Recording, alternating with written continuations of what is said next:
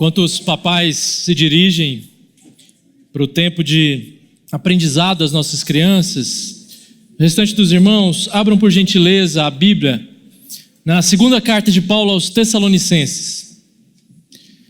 Estamos no capítulo 1, eu estou engajado com os irmãos numa série sequencial expositiva na segunda carta. Ano passado nós terminamos a primeira carta e agora nós estamos na segunda carta de Paulo aos Tessalonicenses. Capítulo 1, a partir do verso de número 6.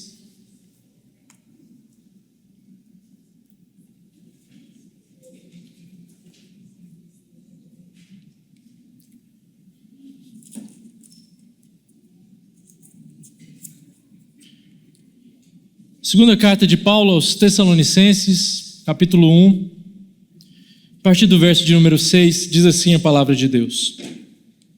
Pois de fato, é justo para com Deus que Ele retribua com tribulação aos que causam tribulação a vocês, e que dê a vocês, que estão sendo atribulados, alívio juntamente conosco, quando do céu se manifestar o Senhor Jesus com os anjos do seu poder, em chama de fogo, tomando vingança contra os que não conhecem a Deus e contra os que não obedecem ao Evangelho de nosso Senhor Jesus.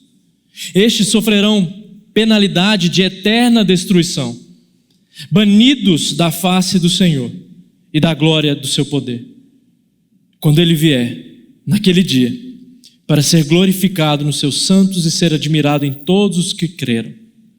Isso inclui vocês, que creram em nosso testemunho. Por isso também não cessamos de orar por vocês, pedindo que o nosso Deus os torne dignos da sua vocação e cumpra com poder todo o propósito de bondade e obra de fé, a fim de que o nome de nosso Senhor Jesus seja glorificado em vocês e vocês sejam glorificados nele, segundo a graça do nosso Deus e do Senhor Jesus Cristo. Senhor Deus Pai, nós oramos para que a recepção da Tua palavra nessa noite aconteça na mente e no coração, que transforme a nossa vida, não seja um mero conteúdo intelectual, mas seja o nosso alimento para essa noite. Em nome de Jesus. Amém. Nada é mais pavoroso a imaginação do que o inferno. E quando eu falo essa palavra, uma luz vermelha já se acende na sua mente e você logo produz imagens de um lugar horrendo, com criaturas terríveis, pavorosas, demoníacas, ocupando um lugar de tormento com outras pessoas que, condenadas, só lhes restam tortura, um fogo que consome e que não deixa de consumir. Gritos, talvez você pense em risadas agudas. O inferno é um lugar que provavelmente você não mandaria nem de brincadeira o seu pior inimigo. Eu lembro que quando eu era criança, ali por volta dos meus 8, 9 anos de idade, eu fazia parte de uma igreja que tinha a salinha. Assim como nós temos aqui a salinha com o nosso ministério infantil, eu fiz parte de uma igreja que tinha salinha, que agrupava as crianças todas. E o que se passou naquela noite de culto, eu nunca mais esqueci. Ficou gravado na minha memória, na minha imaginação, na minha mente, por anos e anos, e de fato eu consigo me transportar para aquele momento em que as professoras acharam por bem passar um filme chamado O Inferno em Chamas. Eu era uma criança de 8 anos, imagine quantas noites eu precisei dormir de luz acesa. Mais tarde, na minha mente, ainda infantil, eu achei que o nome do filme era O Inferno Te Chama. Misericórdia, né, irmãos? Mas, felizmente, mesmo que por esse descuido de pensar na faixa etária, aquilo serviu de proveito para a minha vida.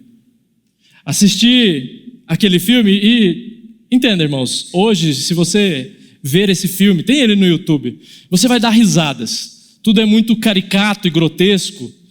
E a história se resume a um casal que, ao se acidentar, um acidente de carro, Uma parte fiel e uma parte ímpia estão em jogo em relação à sua eternidade. A parte fiel, a namorada do protagonista, ela morre e imediatamente ela é levada ao céu. E o filme então vai narrar a dinâmica dos diabos, dos demônios, tentando capturar a alma do ímpio que está ali no hospital lutando pela sua vida. Esse é o filme. E aí os diabos pegam essa alma, levam para o inferno, ele volta, enfim, a bagunça é essa. E como eu disse, se você assistir hoje, você vai dar algumas risadas, porque são seres humanos vestidos com uma péssima maquiagem e um péssimo vestuário para se caracterizar como demônios. Mas para uma criança de 8, 9 anos, tudo aquilo era muito real. E essa forte impressão que ficou no meu coração, eu carrego comigo até hoje, para ser muito honesto com os irmãos. Porque aquilo me mostrou, deixou bem concreto na minha mente e no meu coração, que o inferno é real. O inferno, ele é terrível. E aqueles que vivem uma vida sem Deus, de fato estarão em tormento eterno. E que se eu não cuidasse da minha vida espiritual, se eu fizesse pouco caso, seria eu ali sofrendo na pele os tormentos eternos. Então, hoje eu agradeço essas professoras da salinha. O texto que nós meditaremos nessa noite diz sobre essa destruição e esse castigo eterno. Não temos como fugir disso. O texto é explícito, é claro. Mas o texto também diz sobre alívio, sobre descanso para aqueles que confessam e vivem em nome do Senhor Jesus. Em qual lado da história, em qual dos dois grupos você quer estar? Essa pergunta, ela só tem uma resposta completa à luz de como você está vivendo hoje. Não se engane. Ela não é apenas uma questão de querer, mas é uma questão de demonstrar também. Veja, meus irmãos, essa é uma igreja com muitas dúvidas a respeito do fim dos tempos. O apóstolo Paulo já havia tratado com os irmãos em Tessalônica, e você pode voltar lá no capítulo 4 da primeira carta, sobre as dúvidas mais urgentes que eles tinham, a respeito daqueles que já morreram no Senhor, de como aconteceria o fim de todas as coisas. Eles tinham dúvidas a respeito de escatologia, doutrina essa que nós estudaremos em escola bíblica nesse semestre. Mas o que eles estavam interessados em saber era como isso se conectava à situação emergencial que eles viviam. Era um anseio de gente que estava vendo o seu irmão e a sua irmã em Cristo morrendo em meio à perseguição. Essa era a realidade da igreja em Tessalônica. Mesmo assim, era uma igreja que operava em fé, amor e esperança. Mas uma igreja completamente atribulada no sentido da perseguição. E Paulo conecta esse anseio dos irmãos de Tessalônica com a parousia, ou seja, a volta de Cristo. Então nós temos uma igreja perseguida, passando por tribulação, mas que ainda assim se mantinham firmes. E isso muito nos ensina.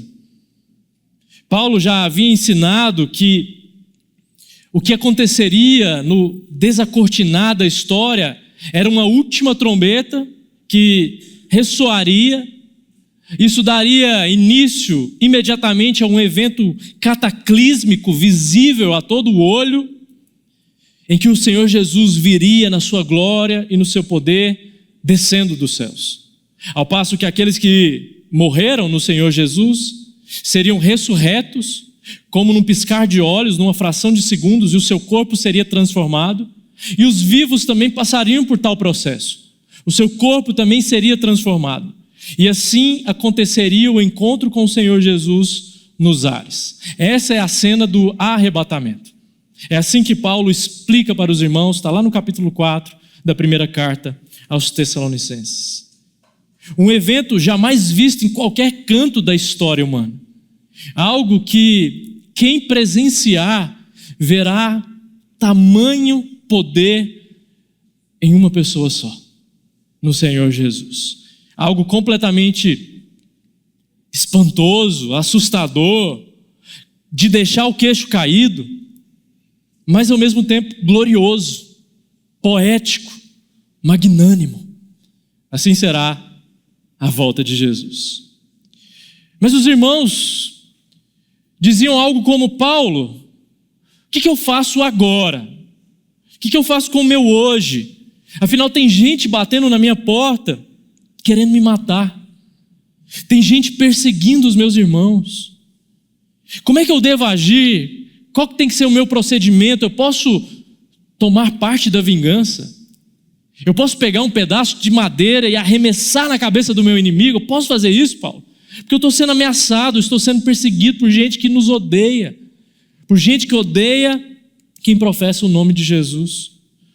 Paulo, o apóstolo que fala da parte de Deus, diz: calma, porque quem tem a última palavra é o Senhor. Afinal, Deus é o vingador por excelência. E é daqui que nós pincelamos o tema do nosso sermão nessa noite. Deus é vingador, mas também é alívio. Deus é um Deus de vingança, sim. Eu vou mostrar isso para os irmãos. Mas é um Deus também que promete alívio. E assim nós veremos essa dinâmica, alívio e vingança, como os pontos da argumentação nesse sermão que aparecem aqui na escrita do apóstolo Paulo.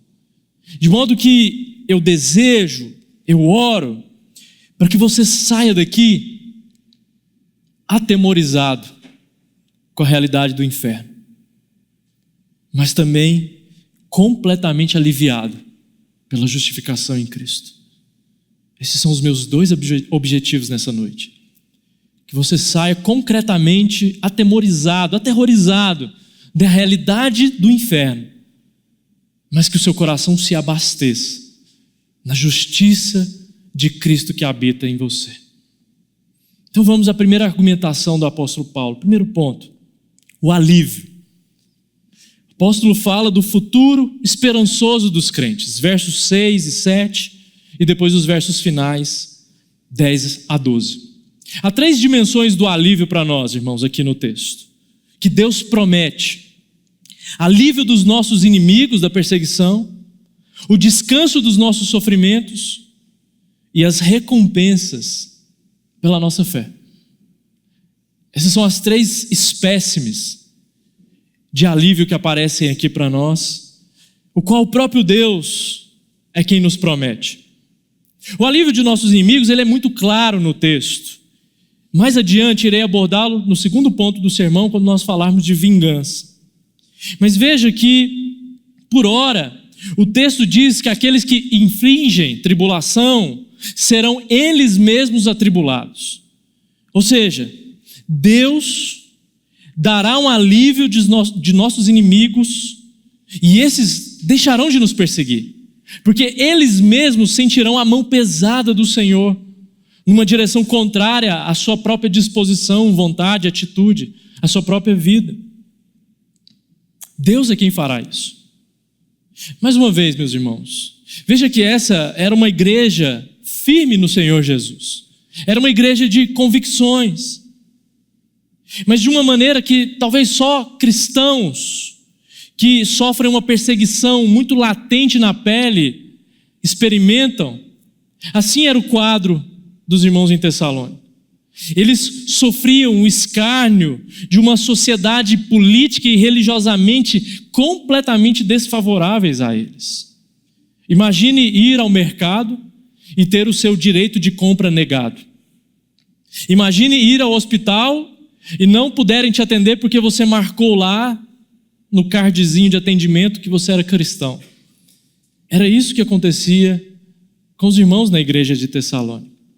Talvez o paralelo mais simples é você pensar no nosso irmão, irmã, missionário e missionária, que está hoje em países que perseguem o cristianismo. Países como a China, alguns países do Oriente Médio, nas regiões densas de conflito e de domínio islâmico, alguns países também do leste europeu. Irmãos e irmãs que não podem se reunir à luz do dia, que precisam se reunir nas catacumbas, Gente que, a custo da sua própria vida, continua pregando o evangelho, continua falando do amor de Deus. Você tem empatia por irmãos e irmãs que estão sendo perseguidas mundo afora? Gente que talvez amanhã ainda vai pagar com a própria vida ao ser pego e descoberto pelo governo local. Ou talvez isso nem passa na sua lista de preocupações. Você nem pensa nessas coisas. Pois deveria pensar. Porque Deus diz de um alívio em meio à perseguição. Embora eu tenha mostrado aqui um quadro muito latente e visível de perseguição em níveis muito reais e que, sinceramente, nenhum de nós passa nesse nível, pelo menos aqui em território brasileiro. Talvez você sofra perseguição, sim. Talvez você sofra uma espécie de perseguição religiosa. Talvez você é o preterido na empresa, na família, porque você é crente. Eu conheço inúmeras histórias de gente assim. Gente que foi relegado pela família porque se converteu. Você conhece uma história assim? De alguém que confessou o nome de Jesus e os familiares viraram a cara? Está cheio de história assim. Ou talvez histórias mais próximas a nós, de gente como a gente, que não se mistura na roda dos escarnecedores, em conversas torpes, em esquemas fraudulentos nas empresas, e por causa disso sofremos uma perseguição que sim, é real. Meu irmão, minha irmã, como eu torço para que você seja esse irmão, essa irmã, que é perseguida porque você professa o nome de Jesus e vive para Jesus. Como eu torço para que você seja uma pessoa assim. Porque esse é um sinal da dignidade do evangelho habitando em você. Não porque tem um mérito envolvido aqui. Senhor, eu sou bom, tá vendo? Eu não erro, eu não tropeço. Eu sou melhor do que os outros. Não é isso. A dignidade do evangelho é você demonstrar a sua condição de alguém que é escravo de Cristo. E por causa disso, você não se presta a qualquer tipo de ambiente, a qualquer tipo de conversa. E você entende e aceita que a perseguição é algo natural a nós que professamos o nome do Senhor Jesus. Mas que no meio disso tudo, Deus dará alívio à perseguição que você sofre. Graças a Deus por isso. Mas há também um alívio prometido na forma de descanso. Descanso para a gente que sofre. O texto continua aí, no verso de número 6 e 7, dizendo: e que dê a vocês, verso 7, que estão sendo atribulados, alívio, juntamente conosco. Esse é o descanso para a gente que sofre. Embora o contexto aponte aqui claramente a perseguição como causa primária, pelo motivo pelo qual a igreja está sofrendo, a igreja em Tessalônica, é notório que quando Cristo vier, e Paulo está deixando claro ao usar essa palavra alívio, que diz sobre uma dimensão que toca o nosso corpo, a nossa saúde emocional, tudo a respeito de nós, o ser integral que nós somos, de que qualquer natureza de sofrimento deixará de existir quando Ele vier. Quando Cristo vier em nosso resgate. Isso significa que não haverá mais dor, não haverá mais sofrimento, que toda enfermidade de qualidade física ou emocional, toda tristeza na alma que muitas vezes nos deixa cabisbaixos, não existirão mais quando Cristo vier. E assim, de fato, nós entraremos no Shalom e no Sabá, na paz e no descanso. Nós teremos um descanso de todas as questões de angústia da nossa vida, porque nós estaremos naquele que é o descanso prometido. E é bom descansar, não é, meus irmãos? Eu sei que muitos entre nós aqui são workaholics, não tiram um dia de descanso, trabalham o tempo todo, mas o descanso é bíblico. E o descanso aponta para uma realidade escatológica, ou seja, de que nós estaremos com Jesus para desfrute e deleite na glória de Deus, em nós mesmos como seu povo. E por isso poderemos descansar nele. Essa é uma promessa preciosa demais para você perder de vista. Você não pode perdê-la de vista, porque há um descanso prometido para nós. O sábado, o sabático, é um descanso que nós experimentaremos em nível completo na pessoa do Senhor Jesus. Então, meu irmão e minha irmã, aguente firme. Aguente firme. Tenha ânimo para sofrer. Tenha ânimo para sofrer. Ânimo para viver em meio às dificuldades da vida. Afinal, Ele, o Senhor Jesus, se fez sofredor em nosso favor. Ele foi um homem de dores. E absorvendo sobre si as nossas mazelas em forma de pecado, nos traz a paz que tanto almejamos, mas que não conseguimos por nós mesmos. Nenhum de nós teríamos qualquer condição de participar do sacrifício de Jesus e triunfar. Nós pereceríamos por completo. Mas o Filho de Deus, sendo Ele Deus, nos dá paz. E há um alívio em forma de recompensa para aqueles que servem o Senhor Jesus. Quando Ele vier, diz o texto, a partir do verso de número 10, nós estaremos com Ele. Veja aí na sua Bíblia. Quando Ele vier naquele dia para ser glorificado nos seus santos e ser admirado em todos os que creram. Isto inclui vocês, que creram em nosso testemunho. Por isso, também não cessamos de orar por vocês, pedindo que o nosso Deus os torne dignos da sua vocação e cumpra com poder todo o propósito de bondade e obra de fé, a fim de que o nome de nosso Senhor Jesus seja glorificado em vocês, e vocês sejam glorificados nele, segundo a graça do nosso Deus e do Senhor Jesus Cristo. Quando Ele vier naquele dia, nós estaremos com Ele. Esse é um dia que você sonha. Esse é um dia que você almeja, que você tem expectativas a respeito. Esse é um dia que no meio da sua rotina, no meio do seu cotidiano, você para e pensa sobre. Pergunte a um casal de noivos se eles estão se preparando daqui a uns poucos meses para o seu casamento. Você vai ver uma resposta muito positiva de gente que está cuidando de todos os detalhes, da ornamentação, da lista de convidados, as noivas do vestido, todo o ambiente pensado para aquele dia do casamento aqui na terra. Imagine nós que somos noiva celestial.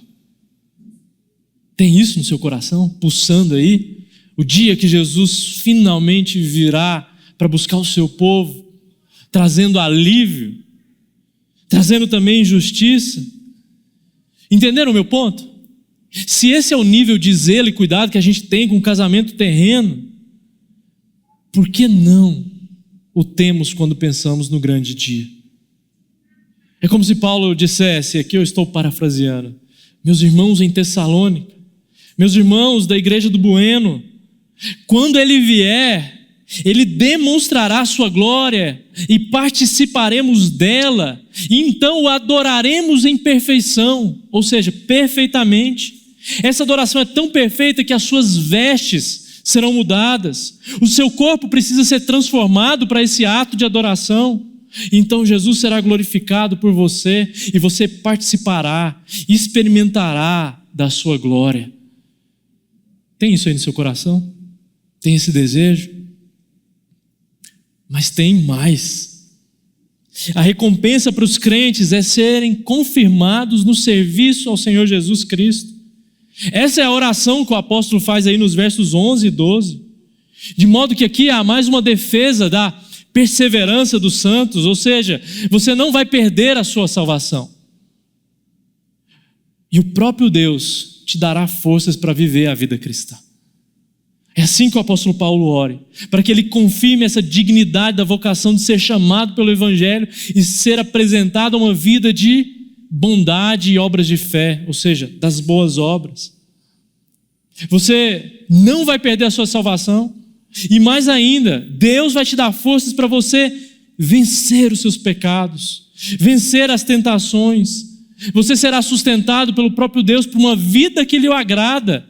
É assim que Paulo está orando. Se você o ama, se você o busca, e essas são as evidências da fé, Ele vai te dar forças para você vencer, meus irmãos. Essa é uma mensagem triunfante, com toda certeza. Porque significa que nós descansamos no poder de Deus. E mais, Deus vai te fazer confirmar nesses planos de paz e de alegria ao seu respeito, manifestando esse poder para que você realmente apresente boas obras aqui nessa vida, essas obras de fé. Isso significa que se você está em Jesus, você vai abençoar quem vive perto de você, ou próximo de você, simplesmente porque você existe, porque Deus vai te usar de alguma maneira. Se você está em Cristo, Deus vai confirmar as boas obras em você. E essa é uma promessa também muito poderosa para o nosso coração. Mas o texto não diz só do alívio para nós que o confessam. O texto diz também sobre uma realidade de vingança. O texto diz, esse é o segundo ponto do sermão, sobre um futuro fatídico para aqueles que praticam o mal. Um futuro terrível e temível. Isso é apresentado no julgamento de Deus, que é justo, verso 6. O julgamento de Deus, que é temível, versos 8 e 9. E o julgamento de Deus, que é final, é cabal, que encerra a história, como nós a conhecemos aqui. Isso é o ensinamento do texto. Veja que toda a argumentação do apóstolo Paulo é construída acerca da natureza dessa justiça divina que nos é apresentada aqui no texto. O processo justo de julgamento por Deus leva para o que é justo diante do tribunal de Deus, diz um comentarista do texto. Ou seja, o sofrimento vai ser aliviado e retribuído, vimos isso no primeiro ponto, mas o mal praticado será punido. O mal praticado será punido. E aqui voltamos ao fato de que Deus atribula ou atribulará aqueles que atribulam. E é justo que assim Deus o faça. Paulo está baseando essa argumentação no capítulo 66 do livro do profeta Isaías, que diz coisas como estes escolheram seus próprios caminhos, e a sua alma tem prazer nas suas abominações, assim eu lhes escolherei o castigo e farei vir sobre eles o que eles temem. Versos 3 e 4 do capítulo 66. E diz coisas como, porque eis que o Senhor virá em fogo, e os seus carros de guerra como uma tempestade, para tornar a sua ira em furor, e a sua repreensão em chamas de fogo. No verso 15. O que está exposto aqui é a lex talionis, a lei de Talião no mais alto grau de pureza. Você se lembra do olho por olho, dente por dente, que já figurava nos primórdios da revelação lá no Antigo Testamento? Acontece que essa revelação, ela avança, ela progride e nos faz entender que nós somos incapazes de aplicar vingança justa, porque nós somos desmedidos, nós somos passionais e parciais, mas Deus faz isso com justiça.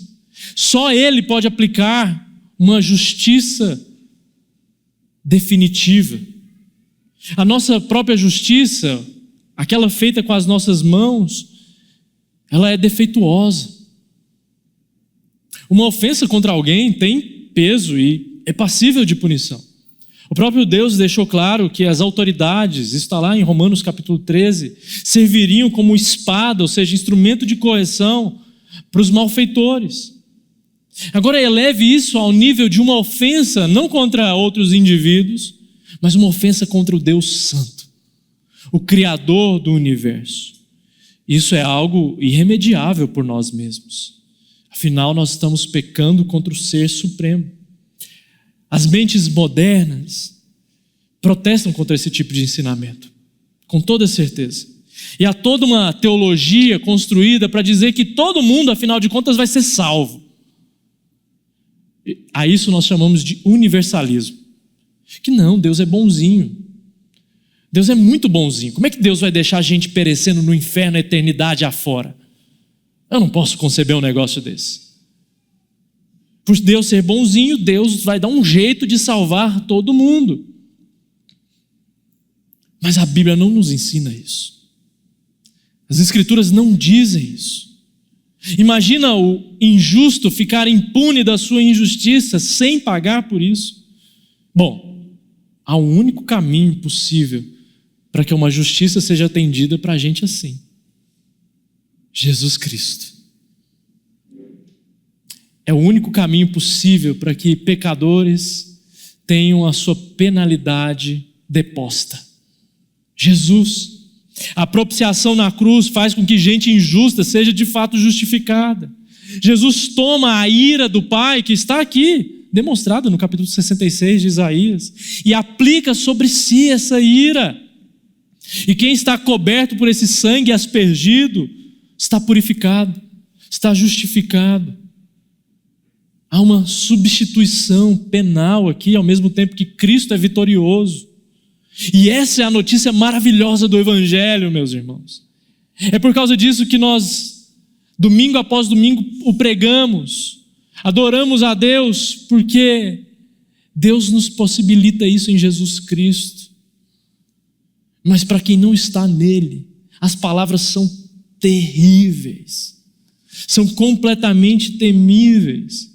Veja aí a partir do verso de número 8, finalzinho do 7. Quando do céu se manifestar o Senhor Jesus com os anjos do seu poder em chama de fogo, tomando vingança contra os que não conhecem a Deus e contra os que não obedecem ao Evangelho de nosso Senhor Jesus. Aqui estava uma peça faltando no quebra-cabeça do arrebatamento. Você se lembra? Finalzinho do capítulo 4 da primeira carta aos Tessalonicenses, teremos o encontro nos ares com o Senhor Jesus, teremos o corpo glorificado, mas tinha um elemento que estava faltando. E o texto está demonstrando aqui para nós. Jesus virá com os seus anjos de poder em chamas de fogo. Haverá, e o texto não nos dá margens para pensar que aqui fogo é simbólico, mas haverá fogo real descendo dos céus, na pessoa, nos indivíduos, nos seres angelicais que virão com o Senhor Jesus. Seus anjos de poder. Eu posso imaginar aqui o quadro de anjos, talvez com espadas de fogo. Mas o texto está nos dizendo que é assim que vai acontecer o quadro do arrebatamento, que nós estamos terminando de pintar aqui pela escrita do apóstolo Paulo. Jesus descendo com anjos de poder, com fogos nas mãos ou nas suas espadas, nas suas vestes, não sei. O texto não deixa claro. Mas haverá fogo para justiça, para condenação. Essa é uma palavra temível demais, porque diz a respeito de todos aqueles que não conhecem e que não obedecem. Há 4 tipos de pessoas a respeito da salvação. Eu sempre ensino isso na nossa classe de catecúmenos, que a gente chama de curso de integração. A respeito da salvação só existem 4 tipos de pessoas. Estão preparados para aprender sobre esses 4 tipos de pessoas?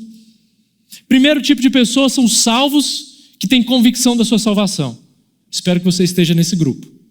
Gente que é salva e tem convicção, tem alegria, tem certeza dessa salvação. Existe o grupo ainda dos salvos, daqueles que não têm convicção da sua salvação.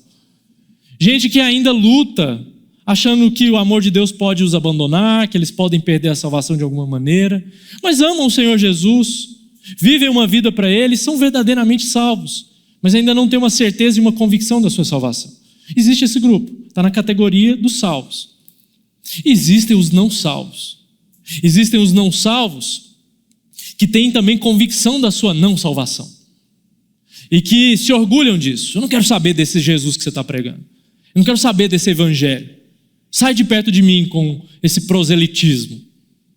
Esses são os salvos que não querem se arrepender, que querem viver sua vida, não querem nada com o evangelho, zombam de nós. E esses estão convictos que abraçarão o capeta. Mas tem também aqueles que não são salvos, mas acham que são salvos. E esse é o pior grupo para se estar. Porque é o grupo que o Senhor Jesus diz aparta-te de mim, porque eu não te conheço. Mas Senhor, em teu nome fiz prodígios, eu preguei o evangelho para os meus familiares. Eu fui nos acampamentos da igreja, estava lá desde a minha juventude. Falei do teu nome no trabalho. E o Senhor Jesus ainda assim diz: aparta-te de mim porque não te conheço. Como é que acontece esse fenômeno? De gente que professa o nome do Senhor Jesus de alguma maneira e ainda assim não é salvo. É gente, meus irmãos, que tem uma vida oculta, que tem uma vida duplicada, que tem uma vida de aparência. Gente que, se você vê sorrindo na igreja, você acha que é o mais santo dos santos. Mas por dentro é uma vida que nutre pecados, uma vida que não tem arrependimento, uma vida maquinando o mal, às escondidas de todo mundo, se preciso for.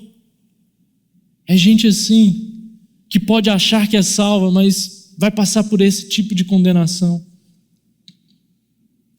E isso é terrível demais, porque na sequência o texto diz sobre penalidade eterna, sobre um castigo que não cessa mais. O Senhor Jesus faz questão de afirmar, nós lemos esse texto na liturgia, lá em Mateus capítulo 13, no verso 42, que há um lugar de uma fornalha acesa, um lugar cujo fogo consome, mas não cessa. Nesse mesmo lugar há choro, há ranger de dentes, há o sofrimento do mais último nível. Esse é o sofrimento e um castigo que não vai acabar. E Deus é justo por assim o fazer. Gente que vai ter a sua eternidade toda em condenação. E aqui vem a parte mais difícil do texto. Gente que é banida da face do Senhor. O que isso quer dizer?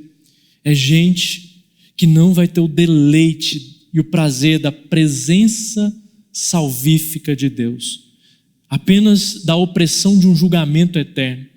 Gente que não vai experimentar alívio e alegria plena para toda a eternidade, mas gente que terá a sua vida consumida em fogo que não acaba, em choro que não acaba, em dentes desgastados porque estão rangidos. Esse é o quadro do inferno. Jonathan Edwards, talvez o maior dos teólogos que já pisou nessa terra, um teólogo norte-americano, pregou um sermão, e muitos dos irmãos conhecem, bastante famoso, Pecadores nas mãos de um Deus irado. E conta-se a história que, enquanto Jonathan Edwards pregava no texto de Deuteronômio capítulo 3, verso 2, um texto que tem uma frase simples e singela que diz que Deus resvalará os seus pés, ou seja, aplicará a sua ira com os seus pés. Ele pinta o quadro do inferno e conta-se a história que a congregação se agarrava nas cadeiras, se ajoelhava, e é como se tivesse um buraco no meio daquela igreja, apontando para o inferno, a realidade do inferno, visível para quem estivesse ali, e havia gente chorando de arrependimento. Conta-se a história que assim foi o sermão pregado por Jonathan Edwards. Eu não estou no calibre dele, nem tenho pretensão, meus irmãos.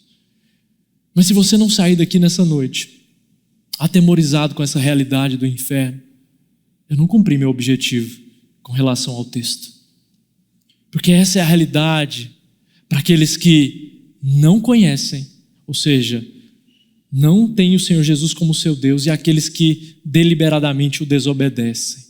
Paulo junta esses dois grupos, muito provavelmente pensando ali nos gentios e nos judeus que tinham parte da revelação, mas no final das contas é um grupo só. É gente que não ama o Senhor Jesus de verdade. E a pergunta que eu te faço nessa noite, não poderia deixar de fazê-la: você ama o Senhor Jesus de verdade? Isso reflete na sua vida? Isso se demonstra da maneira digna pela qual nós devemos viver o Evangelho? Com boas obras, com caridade, com alegria, com disposição, com culto verdadeiro, com vida de comunidade? Ou será que a gente vive uma fábula, uma mentira dentro de nós, ao dizer que nós amamos a Jesus, mas de fato não o amamos? Se assim for, o texto termina com palavras duras e difíceis. Sofrerão o castigo eterno. Ainos electos. Castigo que não acaba. Castigo sem fim. No filme que marcou a minha mente, a minha infância, a dinâmica da narrativa é que talvez haveria uma segunda chance se o protagonista saísse ali daquela condição de hospitalizado. Na vida real não há segundas chances na morte. Não há segunda chance. Ou morremos confessando a Jesus, ou o nosso destino final não é muito diferente do apresentado no filme. Só que agora não com personagens maquiados de demônios, mas hostes inimigas de verdade, que causarão tormento e aflito eterno e constante. As boas novas em Cristo, meus irmãos, e assim nós terminamos o sermão, é uma vida nele, uma vida de alegria, uma vida de gente que ama de verdade, gente que confia em Jesus como seu Salvador, por isso não pode confiar nas suas próprias obras. Gente que obedece a Jesus sem restrições. Se Jesus está falando, se a Bíblia está mandando, nós obedecemos. Essa é a disposição e o coração. Por mais que haja lutas internas, por mais que haja a velha natureza e o velho homem, gente que ama o Senhor Jesus está caminhando numa vida de arrependimento, de santificação, uma vida de progresso. Para estes, meus irmãos, há perpétuo deleite e alegria, e haverá o dia glorioso quando Ele vier. Então permita-me aplicar o texto para que a gente saia daqui praticando a palavra de Deus. Primeiro, povoe a sua imaginação com o dia da volta de Cristo. O que eu quero dizer com isso? Ao invés de você ficar alimentando as preocupações do dia constantemente, as preocupações do mundo, faça um trato consigo, de começar a pensar mais nesse alívio que vai vir quando Jesus voltar. Comece a pensar mais a respeito disso. Como que eu faço isso, pastor? Cante hinos. Leia Apocalipse, capítulo 21, versos 1 a 6, Apocalipse 22, 1 a 7, até que essas palavras tornem parte de você. Converse com seus filhos sobre o dia que Cristo virá dos céus buscar um povo. Aproveite talvez a idade dos seus filhos e a imaginação aguçada deles para dizer: meu filho, minha filha, a gente vai se encontrar com Jesus nos ares. A gente vai voar de alguma maneira. Não sei como, mas a gente vai ter um encontro nos ares, então a gente vai voar. Aproveite essa oportunidade para que a mente do seu filho e da sua filha seja cativado por isso. Recentemente, voltando de uma viagem de Caldas Novas, eu encontrei o céu completamente vermelho. E eu me lembrei da passagem que aqui os prego nessa noite. Eu sabia que não estava acontecendo nada porque eu não ouvi o ressoar da última trombeta. Eu sabia que não era a volta definitiva de Cristo. Mas aquele foi um gancho, uma oportunidade para nós ali no carro, e a minha filha, quase 3 aninhos, entende tudo, para falar do dia em que alguém vai vir num céu completamente vermelho de fogo para buscar um povo. Faça isso com seu filho e a sua filha. Povoe a imaginação deles e a sua também. Segunda aplicação: não exerça vingança. Não exerça vingança, em maior ou menor grau. Deixe nas mãos do Senhor. Não se vingue no trânsito quando você tomar aquela buzinada às 7h15 da manhã. Eu sei que ninguém gosta. A nossa vontade é pegar o carro, fechar a pessoa. Não exerça vingança, meus irmãos. Deixe nas mãos do Senhor em qualquer instância. Não se vingue no seu lar quando você se sentir injuriado. Não se vingue quando você se achar perseguido pela sua fé. Não se vingue, deixe nas mãos do Senhor. Se falarem mal de você por causa da sua fé, do jeito como você vive para Jesus, se te excluírem, se fizerem piadinhas ao seu respeito, não se vingue. Não se vingue nas redes sociais por defender a sua fé. Não se vingue, deixe nas mãos do Senhor. Terceira e última aplicação: pastor, eu não quero que os meus entes queridos vão para o inferno. Eu não quero que gente que eu amo enfrente essa realidade de castigo eterno. O que eu tenho que fazer, pastor? Pregar o Evangelho. viver o Evangelho. É isso que você tem que fazer. Você tem que abrir a sua boca e falar do plano maravilhoso de salvação que é encontrado na pessoa de Jesus Cristo. Você tem que fazer isso como a missão da sua vida, se você quer ver os seus entes salvos. E aqui eu não estou garantindo que eles serão salvos. A salvação a Deus pertence. Mas o meio ordinário pelo qual Deus nos deixou é a pregação do Evangelho, a propagação da mensagem. Então, se tem alguém próximo de você que está no caminho de condenação e destruição eterna, o que você está esperando, meu irmão, minha irmã? Para falar de Jesus, do amor dele, do plano maravilhoso e também da condenação. Você está esperando um momento propício, uma fragilidade emocional? Não. Vá com tudo que você tem, no tempo que você tem, na disposição que você tem. Se prepare, se preciso for. Busque ajuda para falar desse plano maravilhoso de salvação se você tiver dificuldades. Mas ele é simples. Você o conhece de cor. Nós pecamos. Estamos destituídos da glória de Deus. Então estamos condenados. Precisamos de alguém que nos tire dessa condenação. Encontramos essa pessoa em Jesus, prometida desde Gênesis capítulo 3, alguém que viria e pisaria a cabeça da serpente. Então, uma vez nele, confessando o seu nome, vivendo uma vida para ele, que demonstra essa confissão, nós temos salvação, não por méritos, não por obra nossa. E por fim virá aquele dia glorioso, em que ele virá para buscar o seu povo. Mas todos aqueles que o rejeitarem, passarão pela condenação eterna. Resumidamente, esse é o plano de salvação. Não demore, não espere tempo demais para pregar o Evangelho para gente próxima a você. Feche os seus olhos, vamos orar. Senhor Deus, Pai, te damos e rendemos graças nessa noite. Esse não é um texto fácil. Esse não é um texto tão palatável para nós. Porque briga com o senso da velha natureza de que não é possível um Deus amoroso condenar pessoas na eternidade. Mas a tua palavra diz que o Senhor é perfeitamente amor, mas é também perfeitamente justiça. E aqueles que não derem ouvidos à proclamação da mensagem serão condenados. Então a minha oração nessa noite, Senhor, é que o nosso coração esteja completamente abastecido dessa verdade, de que há alívio no Senhor Jesus para nós, mas há também vingança contra aqueles que praticam o mal. Oro também, Senhor, para que nenhum de nós viva uma vida falsa, uma vida de mentira, uma vida de pecados ocultos, uma vida oculta.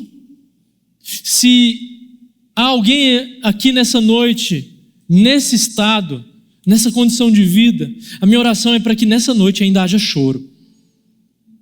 Para que nessa noite ainda haja arrependimento, mudança de vida, transformação, pelo convencimento do Espírito Santo. E por fim, Senhor, não posso deixar de orar pela minha vida.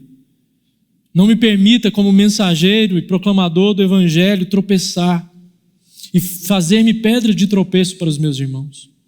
Não permitam que o conselho, os presbíteros dessa igreja e liderança local sejam pedra de tropeço para outros, caindo da graça do Evangelho, por experimentarem aqui, mas por nunca de fato terem entregado o seu coração a Jesus. Não permita que isso aconteça no nosso meio, Senhor. Por fim, todos aqueles, Senhor, que estão próximos de nós, que carecem da mensagem do Evangelho, nos dê disposição para que preguemos, para que eles escutem a partir de nós. Nos use, Senhor, nas limitações que temos, nas condições que temos. Primos, amigos, pai, mãe, irmãos, gente afastada dos caminhos do Senhor, gente que não quer saber do Evangelho. Nos dê, Senhor, o privilégio de sermos os embaixadores e portadores dessa mensagem. E nos dê coragem para fazer isso a todo tempo. Em nome de Jesus. Amém.